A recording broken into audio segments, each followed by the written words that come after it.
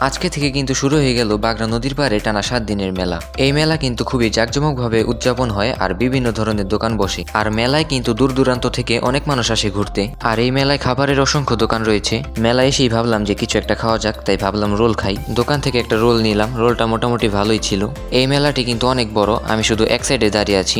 মেলার অন্য সাইডে আরো বাচ্চাদের খেলার দোকান, কসমেটিক্স আর অনেক কিছু রয়েছে। মাটির বিভিন্ন জিনিসপত্রের দোকানও কিন্তু রয়েছে এই মেলায়। আমি শুধু মেলায় ঘোরাঘুরি করছিলাম আর টুকটাক কিছু কিনে খাচ্ছিলাম, কিন্তু ওইগুলোর ভিডিও বানাতে পারিনি এত মানুষের ভিড়ে। এখন আস্তে আস্তে রাত হয়ে যাচ্ছে আর মেলাও আরো জাঁকজমক হয়ে উঠছে।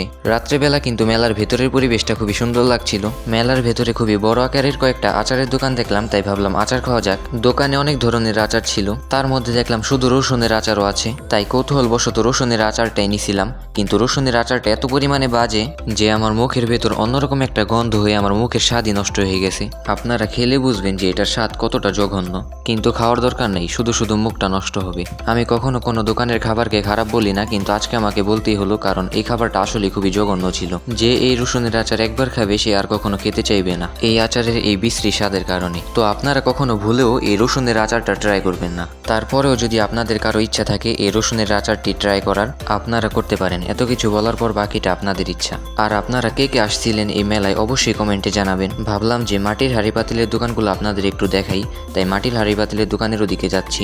এগুলো কিন্তু সচরাচর দেখা যায় না, আর এগুলো কিন্তু মেলা সৌন্দর্য আরও বাড়িয়ে দেয়। মাটির হাঁড়ি পাতিলের দোকানে এসে দেখলাম অনেক ধরনের মাটির হাঁড়ি পাতিল এবং বাচ্চাদের খেলনাও কিন্তু রয়েছে।